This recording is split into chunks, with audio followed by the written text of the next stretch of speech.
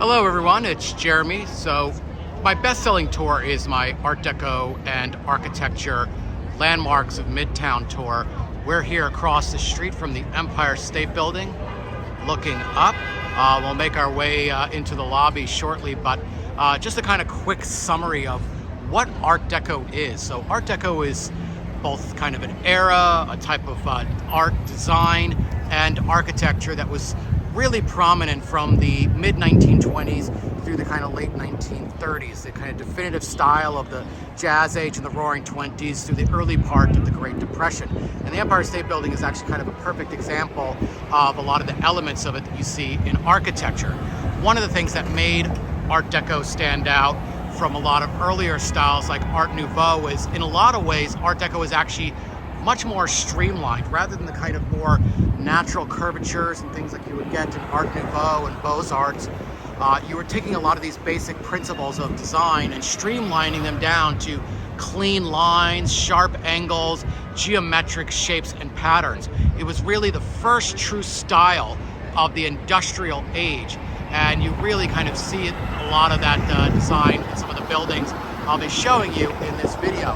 The name Art Deco derives its name from an exhibition held in Paris in 1925, which is kind of considered the official global coming out or debut of Art Deco as a kind of movement of style and form and design. The Exposition Internationale des Arts Décoratifs Industriels Modernes, International Exposition of Industrial and Modern Decorative Arts. And when that style began in New York City architecture in the 1920s, New York architects referred to it as the vertical style. And the Empire State Building is probably one of the best examples of that.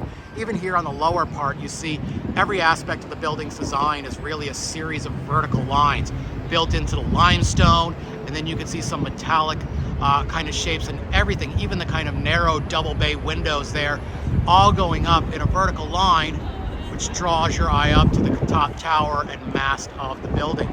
There are a lot of other principles besides, again, kind of verticality, both more horizontal lines and kind of more the streamlined modern. But another thing you see a lot in Art Deco was known as the kind of rule of threes, based on the influence of Egyptian art and kind of hieroglyphs and culture and design in Art Deco. In the Egyptian kind of culture, 3 was considered a lucky number. So quite often in Art Deco, you would see certain types of decorative elements arranged in groups of 3.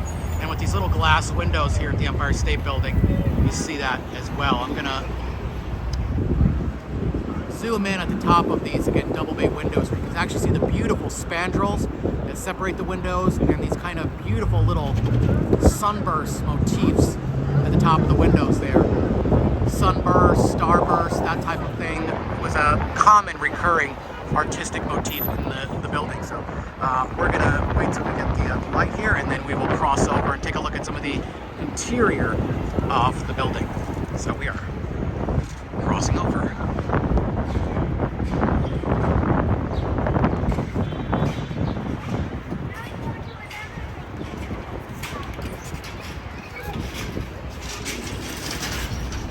Are you going into observatory, sir? Nope.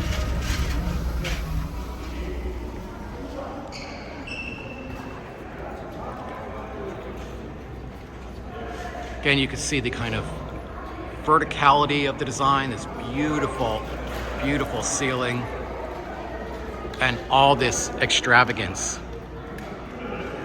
I think this level of detailing and, again, extravagance is what people most commonly associate with that style of the 1920s and that kind of beautiful Deco style. It really was an era in many ways where, from a design and architectural and art perspective, where the form and function of an object, whether it was an ocean liner, a vacuum cleaner, a radio, a radiator, a plane, furniture, or a massive 102-story skyscraper, the form and the function were considered of equal merit. And I really think that's one of the reasons why Art Deco has lasted in the public imagination, coming up on 100 years now, is that kind of belief in the artistry having merit and not just being seen as a luxury that only a handful of things would have, was very rare in the overall history, particularly of kind of commercial architecture. And while not every building, of course, is the Empire State Building, as we'll see, this type of emphasis on decorative art and kind of industrial design was really in that kind of 15-year stretch, I would say, between the 1925 exhibition in Paris and the kind of end of the 1930s. This was very much the norm and not the exception. Apartment buildings, again, all the way down to vacuum cleaners and toaster ovens. So here I'm going to zoom in on this beautiful piece of artwork depicting the building on the wall. Again, as you can see the kind of zigzag lines in there, the clean lines, sharp angles, beautiful and geometric, shiny, metallic, and industrial, depicting the very building we're standing in. And again, the idea of this being the kind of first true style of the industrial age, in terms of not being a revival style like much of the 19th century, Greek revival, Romanesque revival. This was very much a modern style. So here, and these are all throughout the lobby. I won't be able to feature all of them, but you've got heating up here, different kind of industries and trade. Push hard. Push hard. You want to go out? Yeah. That'll help you. Go ahead. Okay. You ready? And electricity. And there's other ones all throughout the rest of this building, like elevators and all these kind of modern details and amenities.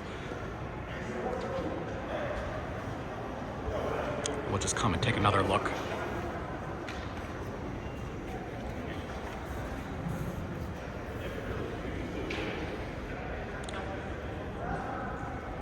Yeah, so Art Deco was in so many ways a celebration of modernity and industry. It did draw inspiration from past styles, again, like Egyptian styles, Mesoamerican, and others, and very much kind of futuristic and forward-looking as well. Again, the first kind of true style of cities like New York that was not a revival style. It was not neoclassical. It was not Gothic revival. It was not Italian age revival. It was really, for the first time, its own thing. And this was the era where the architecture really put New York buildings on the map, not just in terms of the height, like this building, which was once the world's tallest, but again, the really intricate design.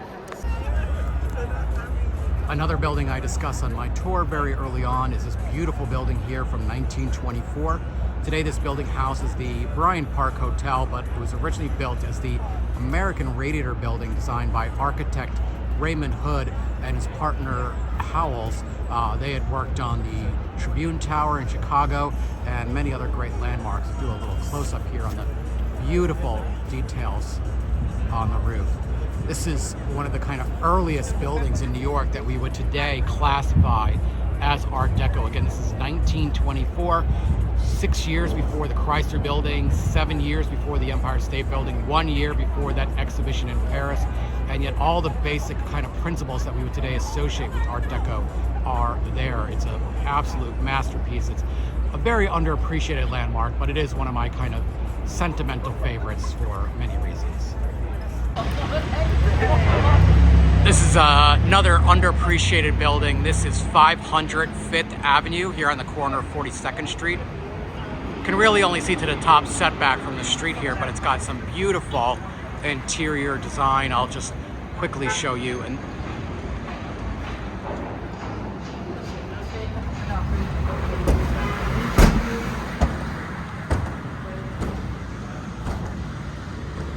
And this beautiful building was designed by the firm of Shreve, Lamb, and Harmon, same architects who designed the obviously much more famous Empire State Building, but this one is a bit of a gem.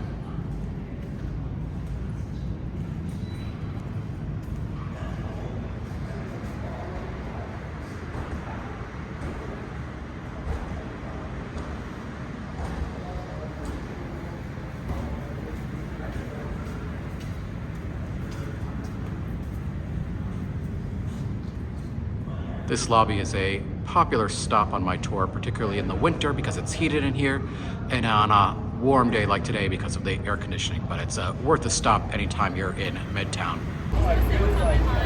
This is one of my favorite architectural perspectives. We're on 42nd Street, as you can see, just west of Madison Avenue. Looking east, there's one Vanderbilt there, and of course this view looking past Grand Central up at the Chrysler Building. Enjoy this perspective while it lasts. There's a massive new skyscraper plan to replace the Hyatt there, which will, from this perspective at least, block the Chrysler Building. But while the Empire State Building is kind of a better known building overall on a global sense, Chrysler Building is, for a few reasons we'll see a little bit closer, really considered the definitive New York City Art Deco building, and generally tops most people's list of top Art Deco buildings in the world. This was funded by Walter Chrysler, the head of Chrysler Motors, and you can see this beautiful crown up there with all those triangular windows. That spire added in the final phases of construction, which made it the world's tallest building for 11 months. The beautiful eagle sculptures up there, and again, these kind of 3 sections of vertical double bay windows going up there. This was all designed by architect William Van Allen, and it is an absolute masterpiece.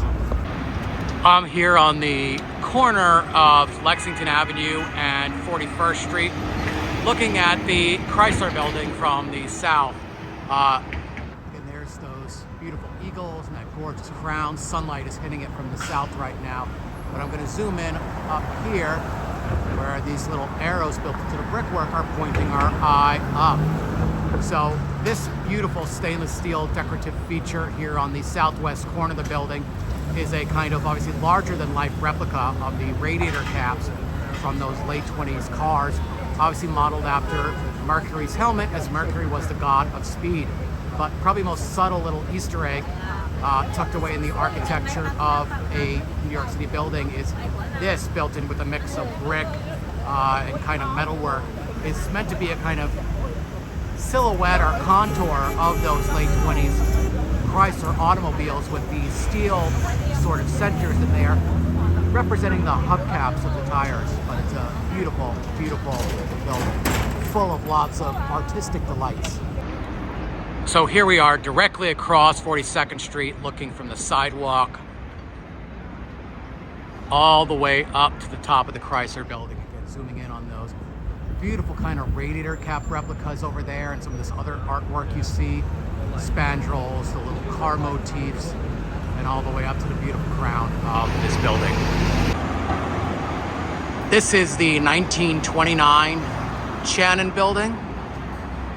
Unfortunately, got some scaffolding down there, but that is a New York staple at this point. Here's some close-ups. Some of the detailing on that building. For those of you who are locals, you know that you're not allowed to record or photograph inside the lobby, but we do go inside the lobby of this beautiful building on the tour. It is an absolute gem of New York City Art Deco, even if you're only allowed to take memories and not photos out. Looking up on Lexington Avenue here, where you can look up and see the beautiful General Electric building by Cross and Cross. And yep, it's more scaffolding here on the Gray Bar building right next to Grand Central Terminal. This was done in 1926 to 1927 by the firm of Sloan and Robertson. We are here in the main concourse of Grand Central Terminal. I know many of you are already thinking, but Jeremy, this is not an Art Deco building, this is Beaux-Arts. That is correct, but no tour of Midtown's architecture and its landmarks would be complete, of course, without a visit to Grand Central Terminal. So when we visit this building, I not only talk about, again, this beautiful Beaux-Arts architecture, but the important role this building played in the history of kind of America's landmarks movement, how Jacqueline Kennedy Onassis and the Supreme Court were involved, and just how lucky we are to have this beautiful, amazing building so well preserved, even here through the 21st century. So here on East 45th Street, just east of 5th Avenue, we have one of my favorite lesser known kind of Art Deco gems, the 1927 Fred F. French building. Fred F. French, by the way, was a developer, the developer of this building. He also developed Tudor City right around the same time, but it's a beautiful building with these kind of really beautiful terracotta panels on it. This was designed by Sloan and Robertson, and very much with the kind of Mesopotamian inspiration. We'll take a quick peek at the lobby, which has really some of the most ornate kind of color and details of buildings of this era. So this is the entrance to the building here at 5th Avenue. You can see some gorgeous details here. These beautiful detailed lighting fixtures which go all the way in the lobby, and we'll make our way through the kind of revolving door here.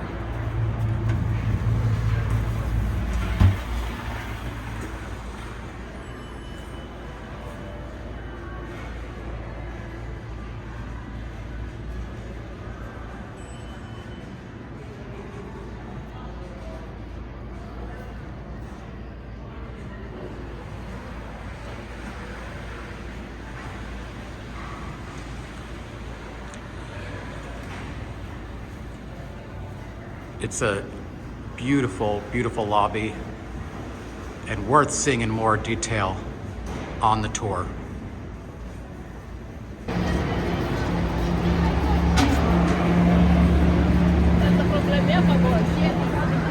So if you hear anyone trying to tell you that kind of post-pandemic that New York City is dead, that it's a crime-ridden hellhole, please send them here to Rockefeller Center so reality could knock some sense into them. But this is Rockefeller Center. It's kind of the final stop I do on my tour, looking all the way up here at 30 Rock.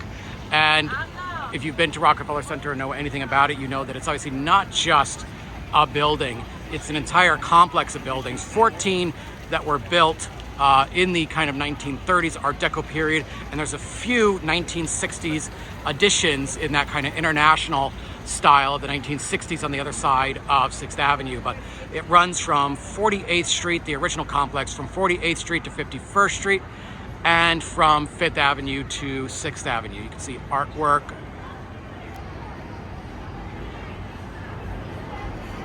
Front of all the buildings there. See a lot of Mercury in Midtown.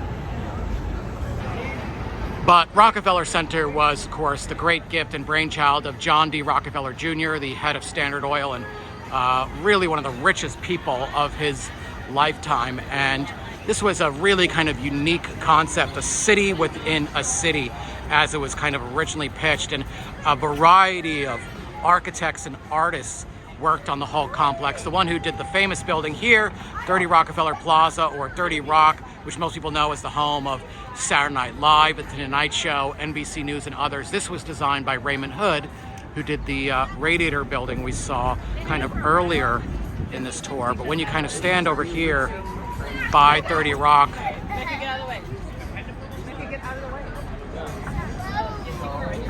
you see, again, a good variety of the buildings and landmarks that are around here, and the really wonderful art.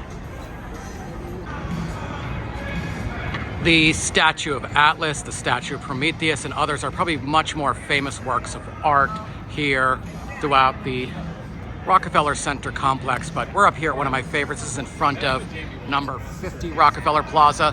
When this building was first completed, this was the headquarters of the Associated Press, AP, one of the great kind of news wire services. And you have this artwork which was completed in 1940 by Japanese artist Noguchi. And this is a tribute to the journalistic workforce of the Associated Press. You know, as an example, you got a guy here who's working the phones. This guy's taking notes. Typewriter overfloweth. You know, photojournalist there. I mean, it's a really beautiful piece of art dating back to when this was the AP's headquarters, which it has not been for some time. But another relic on the side of this building here from the old AP days. We'll come around the corner and take a look. So this space here, looping around to 50th Street, is a Anthropologie, obviously, clothing store. But when AP controlled this building, what was in this space particularly was actually a newsreel theater. One of those kind of little small theaters where instead of seeing a feature-length motion picture, you would have seen one of the newsreels that they used to show before. I think people decided that was kind of a depressing way to start your cinematic experience.